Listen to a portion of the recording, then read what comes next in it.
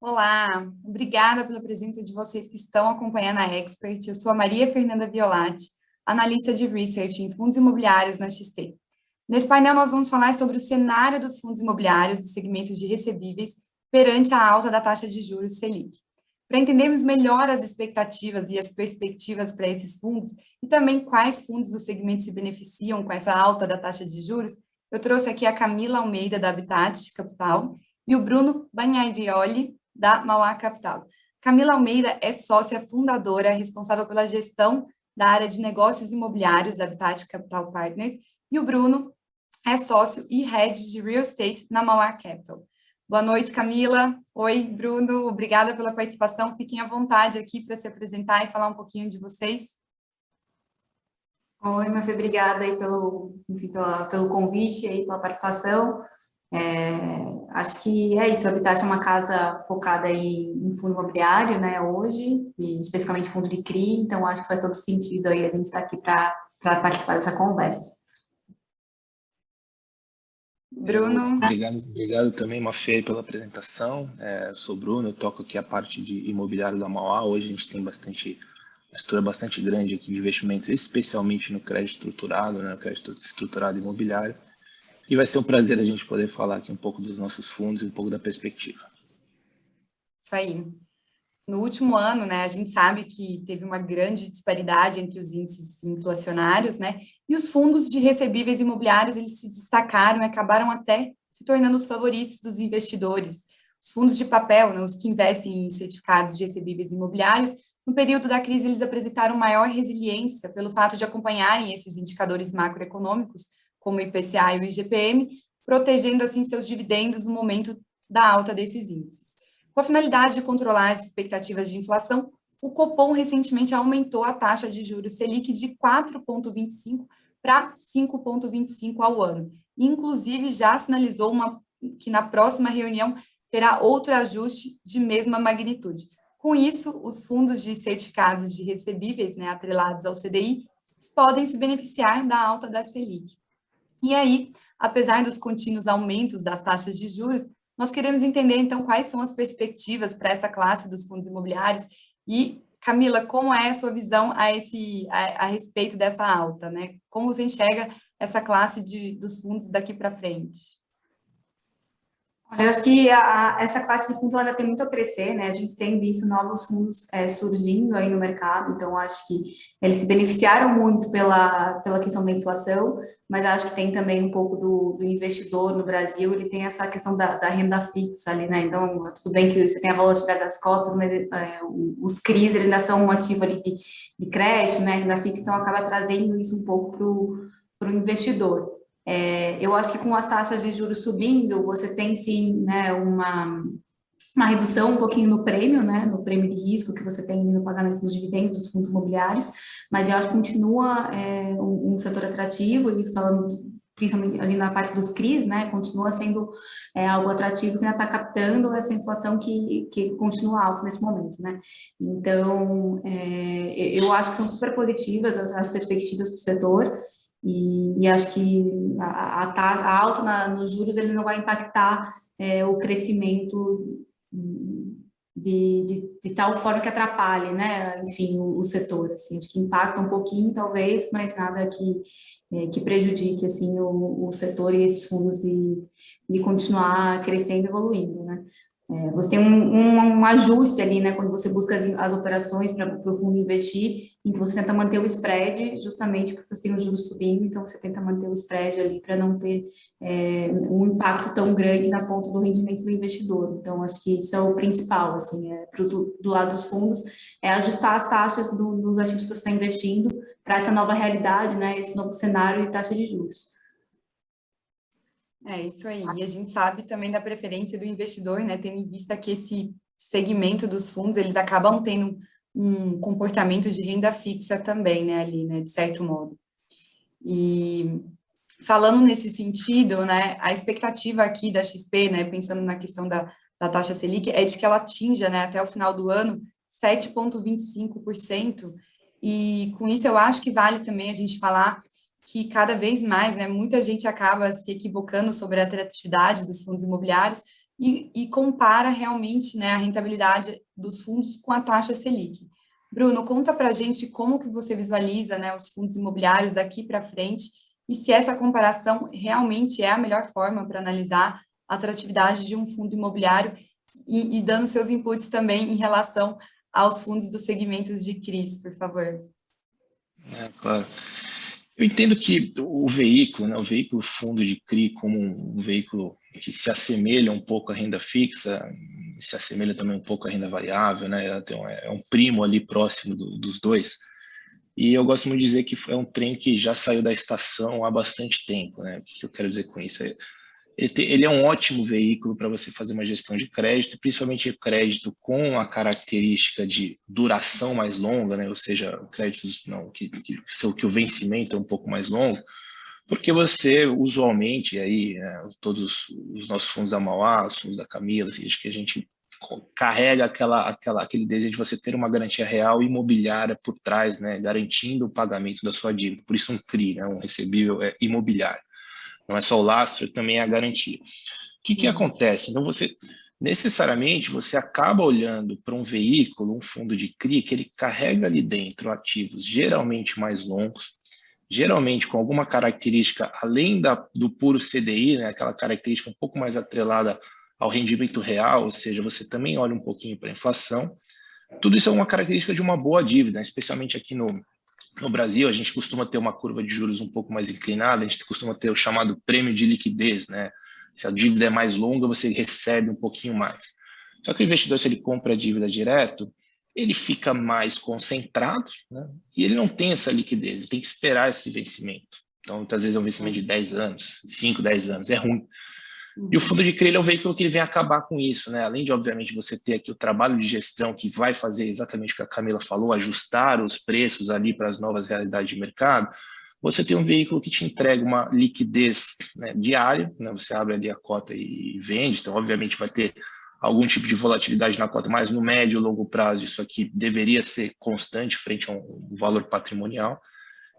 Você tem essa liquidez de curto prazo. Então, o veículo em si ele é o melhor dos dois mundos, né? Então, acho que a gente falar aqui sobre se o veículo vai ficar melhor ou pior de acordo com o que está acontecendo com a Selic, não deveria ser um impacto tão grande na cabeça do investidor. Logo na hora que sai a notícia, a gente assusta, fala, pô, subiu a taxa, o cara compara o que ele está recebendo de dividendo com o que o Banco Central falou que ele vai receber na Selic, e fala, opa, mudou aqui o meu custo de oportunidade. Só que, bem na verdade, assim, o que a gente deveria estar olhando sempre primeiramente, o que é a parte mais longa da curva de juros, que a gente chama, então é o famoso tesouro direto aqui, a indexada à inflação, né, a NTNB aqui para quem é mais antigo, o quanto que você está recebendo nos seus fundos imobiliários se compara àquela NTNB. Então, esse spread de hoje, né, essa diferença, ela historicamente ela está entre 3 a 4, hoje ela até está mais próxima de 4 do que de 3, ou seja, comparando quanto você está ganhando em relação ao que você ganharia no Tesouro Direto, o fundo imobiliário ainda se mostra um belo investimento. E especialmente dentro dessa categoria aqui para fechar, os fundos de crise eles carregam na veia esse retorno de CDI, esse retorno de inflação. Então, tudo que no mês que acontece, no mês seguinte você já recebe, diferente de até outras categorias aqui, você tem que aguardar, por exemplo, a valorização de um ativo através da inflação. Então, que você tem um impacto muito bom, positivo. A precificação e a distribuição de dividendos dos fundos de CRI está muito boa ainda comparado com os indicadores aqui da indústria, principalmente o Tesouro Direto. Eu acho que isso vem para ficar. Tá? Isso vem para ficar. Exato. E até diferente, né, dos fundos dos outros segmentos, né, de tijolos, enfim. Aqui, né, é difícil não fazer esse repasse da inflação, né, porque ali nos contratos tem aquela negociação, né, existe entre inquilino e proprietário, às vezes um ajuste, né, dado o contexto atual. E aí, falando também em relação à questão, né, das assets, né, vocês estão aí à frente de assets renomadas, né, com bastante experiência, e inclusive, né, sabendo que os fundos de recebíveis, nesse momento ali de crise, eles se tornaram, né, foram um elemento ali do holofote, né, ficaram em evidência, e foi o foco de muita gente. Camila, qual que é a sua percepção em relação aos fundos que têm um caráter mais de high yield, né, ou seja, aqueles que têm maior apetite para o risco, entregando maiores yields. E falando nessa questão da inflação, né, de repassar, e também em relação um pouco dessa questão de inadimplência, que eu acho que é bem válido, né, principalmente para esses fundos que têm esse caráter mais high yield, qual é a sua percepção em relação a isso, né? Eles conseguem repassar essa inflação e como eles ficam em relação a essa inadimplência, né? Tendo em vista que a disparidade foi grande, né? De alguns desses fundos que tinham principalmente indexadores ali, que eram indexados em GPM, tiveram ali um susto, né? Digamos assim, né? Com a tamanha disparidade. Acho que quando a gente fala em fundo high yield, hoje o que a gente tem no mercado, né, fundo de CRI high yield, você vai cair nos fundos de CRI pulverizado, né, que é o caso aqui do fundo que a Habitat tem, que é onde você acaba captando um yield mais alto, pela questão do risco, né, dessa percepção do risco do pulverizado no mercado, e pelo trabalho que esse ativo dá também para monitorar, né, que não é tão simples quanto monitorar um CRI corporativo ali com uma empresa por trás.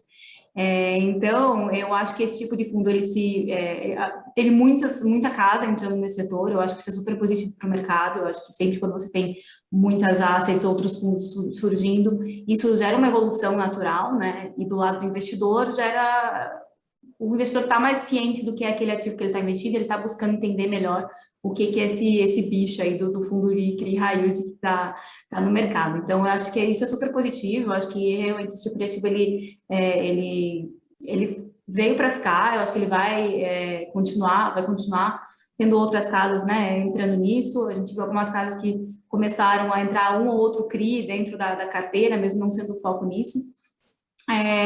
O ponto é realmente que ele dá mais trabalho para monitorar, então eles têm uma carteira por trás, né? Então, quando você fala dessa questão de repassar a inflação, o fundo ele consegue repassar isso para o investidor, porque como o Bruno falou, os CRIs eles têm uma correção monetária mensal, diferente de se você está num fundo de tijolo que vai ter a correção no aluguel uma vez no ano, o CRI ele mensalmente tem essa correção monetária, né? Então isso é facilmente passado para o investidor. E a gente tem o outro lado, né? Então o fundo de high yield ele tem uma carteira pulverizada por trás. Então você vai ter uma incorporadora, ou com uma carteira, e ele vai estar repassando nesses mutuários, né, que compraram ali, pagam parcelas mensais do seu apartamento, do seu lote, ele vai ter que repassar uma correção também nessa parcela.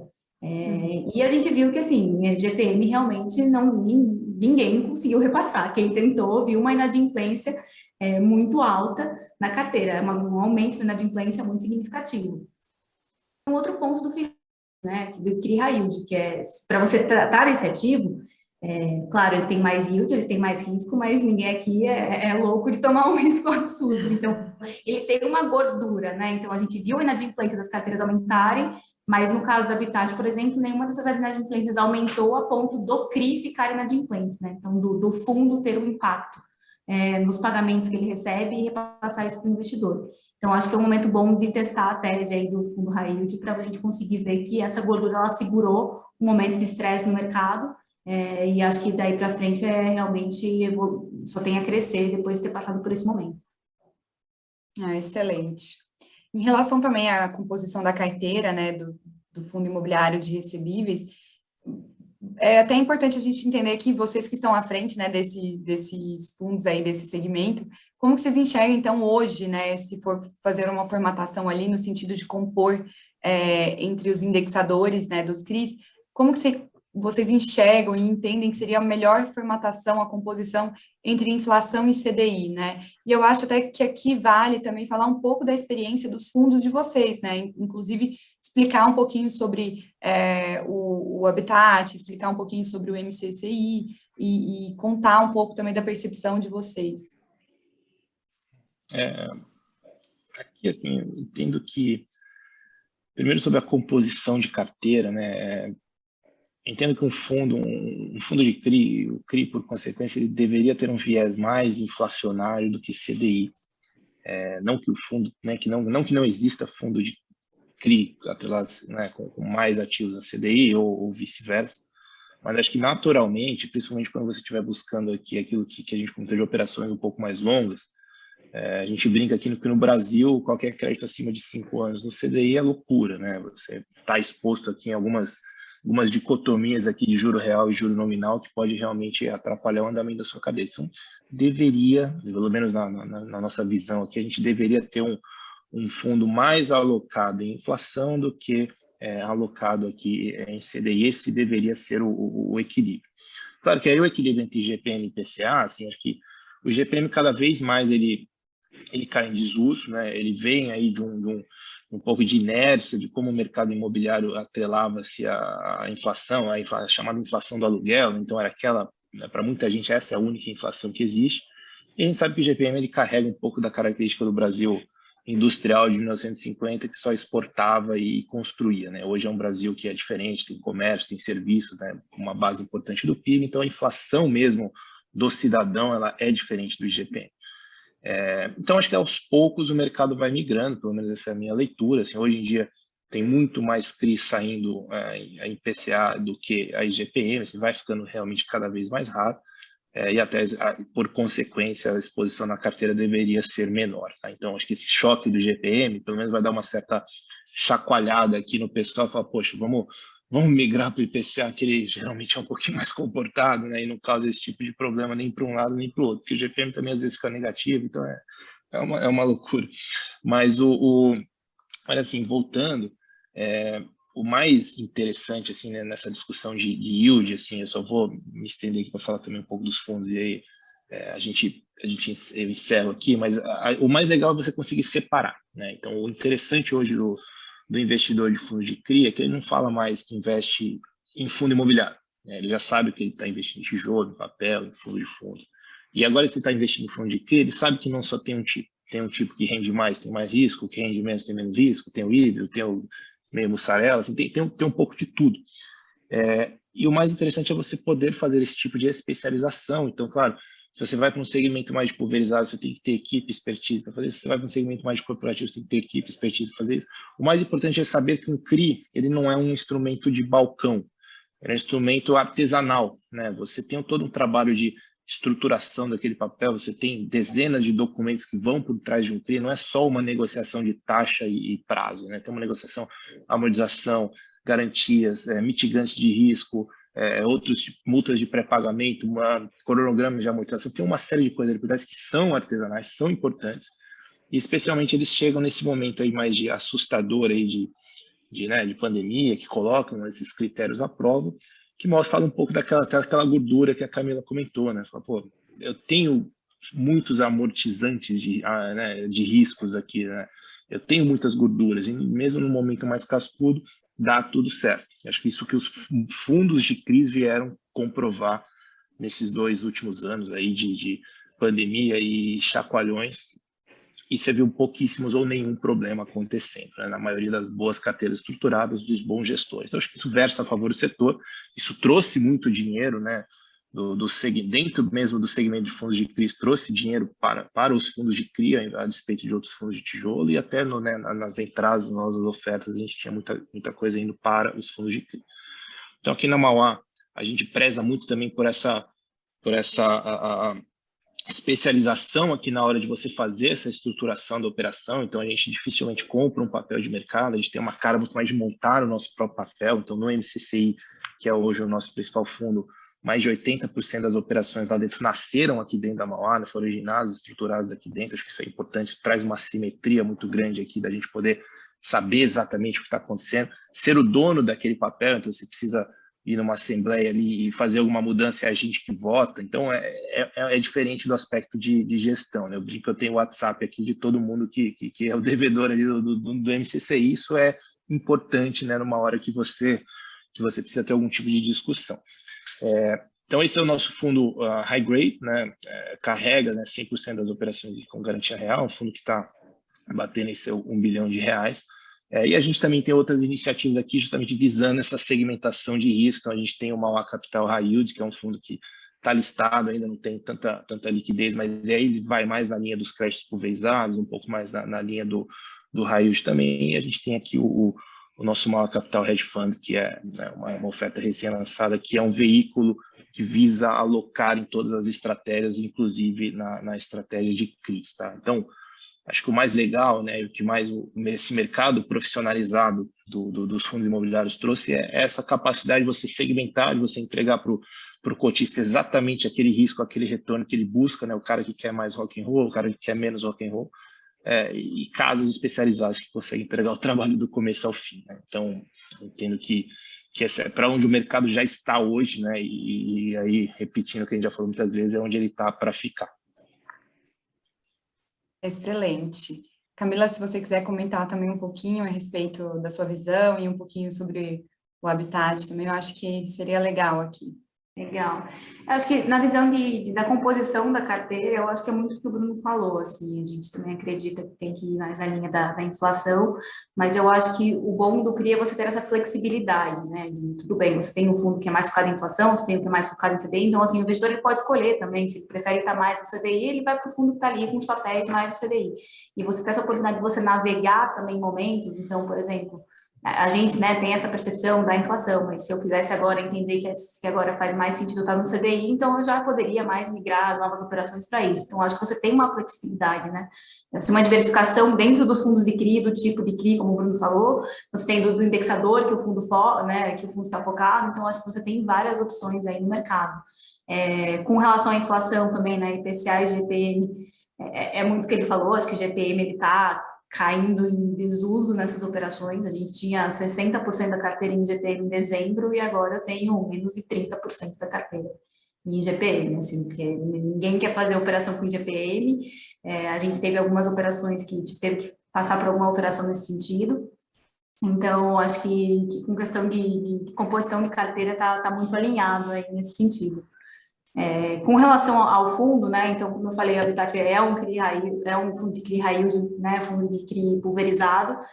Eu acho que a estruturação, como o Bruno falou de novo, é muito importante. Eu acho que, assim, as gestoras que elas não acompanham a estruturação do ativo, isso é um ponto de atenção, porque é o principal, assim, você está falando de crédito, né, dívidas longas, então aquilo tem que estar bem estruturado, você tem que ter as amarras necessárias para, se você precisar, né, conseguir executar garantia, você conseguir ter mecanismos antes de chegar a executar garantia, que acho que ninguém aqui quer executar garantia, então isso acho que é o principal. Você ter 100% do ativo assim, não digo essencial, mas é muito importante, facilita muito.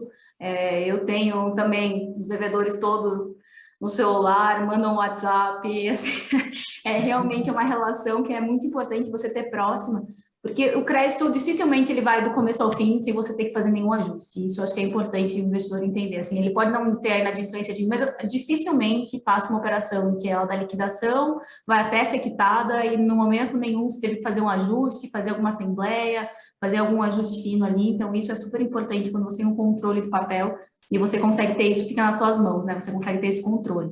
E acho que não só a estruturação e essa parte, né, da proximidade, mas monitoramento, né? Então, no nosso tipo de CRI aqui, que é aquele pulverizado, isso é muito importante. Então, a gente tem um monitoramento mensal de todos os ativos. Eu vejo qual carteira, qual loteamento piorou na inadimplência, por que piorou. A gente vai falar com o devedor, vai entender que tudo bem, piorou, você não vendeu tanto esse mês, ou você vendeu muito. O que aconteceu? Você baixou o preço? Não, não baixou o preço. Você saiu vendendo para qualquer um, parou de olhar para quem está vendendo, não está fazendo análise de crédito, não, mudei a estratégia, eu troquei, em vez de eu focar em marketing, estou focando no corretor. Então, assim, a gente tenta estar muito perto mesmo para entender o que está acontecendo. A gente tem uma equipe de engenharia que acompanha a obra, porque quando você tem risco de obra, isso é super importante. Então, eu acho que quando você está falando de fundo de CRI, o principal é você acompanhar a estruturação e monitoramento, que são os dois pilares ali para você ter os ativos saudáveis na carteira e a carteira conseguindo navegar bem em momentos de estresse aí, como a gente passou esse último ano aí. Então, acho que isso é super importante. Perfeito. Inclusive, né, a gente volta sempre a pontuar a importância, né, do gestor por trás desse monitoramento ali, né? Então, saber quem é o gestor que está por trás também do fundo, que está fazendo todo esse trabalho, é crucial, né? Então, entender um pouco da história e da percepção e até mesmo de como esse gestor, né, tem ali as suas orientações para o futuro. Bom, aqui para a nossa última pergunta, então, para a gente finalizar, eu acho que vale a gente comentar um pouquinho, né, sobre essa questão desse cenário que a gente está vivendo, enfim, né, desses últimos aumentos da taxa de juros, e com isso a expectativa aí para a gente finalizar esse ano uma taxa Selic em torno de 7%, né, no final do ano. Eu queria entender, assim, do lado de vocês, se vocês acreditam que os fundos, né, que tenham grande indexação ao CDI, eles possam atingir novamente rentabilidades próximas aos fundos que têm essa maior exposição à inflação, e também entender, assim, o que vocês têm de perspectivas, né, para esses fundos com essa maior exposição em CDI daqui para frente, né, digamos, para esse ano, para o ano seguinte, o que vocês têm mapeado aí para esses fundos que têm essa maior indexação? Eu entendo o seguinte, Marcelo, claro, assim, a indexação ela acontece rápida, mensal mesmo, como a Camila comentou, assim, o CRI é uma dívida, então essa dívida está indexada a CDI, a inflação, o CDI subiu, ou a inflação subiu ou caiu, aquilo lá já está refletido no teu pagamento do mês seguinte. Então, acho que é natural, assim, tanto foi natural que todos os fundos de CRI de qualquer categoria que seus rendimentos subissem, simplesmente porque estamos falando nada de spread de crédito, estamos falando só aqui de inflação subindo, então os fundos atrelados à inflação pagaram mais dividendos, os CDI com CDI caindo pagaram menos dividendos, só que a maioria dos fundos tem mais inflação do que CDI. Então, a categoria fundo de CRIs como um todo teve a sua rentabilidade, foi a maior rentabilidade do ano passado, né, desse ano, do ano passado também. E veio subindo, e a inflação ainda não arrefeceu, né? As projeções indicam que ano que vem arrefece, que esse choque de inflação é um choque muito mais de oferta do que de demanda, mas acompanha ainda a rentabilidade, né, os fundos de inflação, e agora os fundos de CDI vêm se juntar no pacote aqui dos fundos de inflação. Então, os dividendos da categoria, até do pessoal um pouco mais high grade, né, como a gente, já estão na casa dos 10%, 12% ao ano, e os dividendos aí do pessoal mais raiz já está batendo 15% ao ano, e eu acho que entendo que deveria continuar assim enquanto a gente vê a perspectiva aqui de inflação nesse patamar e a subida de CDI também. Então, não vamos esquecer que os nossos produtos, eles realmente se beneficiam aí dessa subida de taxa, seja a inflação, seja ela CDI, isso aqui é diretamente distribuído por cotista. Perfeito. Camila, você quer comentar alguma coisa? Não, acho que o Bruno falou completo ali, não tem muito o que complementar. Bom, acho que a gente já chegou aqui no limite do nosso painel, então eu quero agradecer bastante a presença da Camila, do Bruno, muito obrigada. Vou passar a palavra então para a Camila e depois para o Bruno para se despedirem. Também me coloco à disposição no caso de dúvidas. Camila? Acho que obrigada pelos ouvintes aí por terem acompanhado, e acho que é isso. Também agradeço todo mundo aí do painel, agradeço a Camila por estar aqui com a gente, a Fê também e a XP também, né, pelo convite. Acho que também tentando falar em nome aí de todos os gestores aí de fundo de CRI, acho que é uma classe que cresceu muito, né, veio de seus 5 bi há 3, 4 anos atrás para quase 40 bi hoje, muita gente competente trabalhando, assim, é um bom veículo de gestão de crédito. Tem, né, os fundos da Mauá, como eu falei, acho que é importante você entender qual é o tipo de risco que você gostaria de correr, qual é o tipo de retorno que você gostaria de correr. Geralmente, assim, na verdade, sempre a gente vai estar pagando mais do que o referente ao Tesouro Direto, ou referente ao CDI. Sempre vai existir aquele que a gente chama de spread de crédito, e o trabalho vindo através de bons gestores, né, que fazem esse acompanhamento minucioso, aí, como a Camila bem comentou, né, o crédito ele é um ser vivo. Então, como um ser vivo aqui, ele bem acompanhado, ele geralmente vai remunerar o investidor acima do que seria uma taxa básica de juros, né? Então, o segmento ele continua tão vivo como quando sempre, e argumentaria que até melhor. E é isso. Muito obrigado pelo tempo. Então, eu vou ficando por aqui. Muito obrigada, Camila, Bruno e a todos que nos acompanharam. Até mais.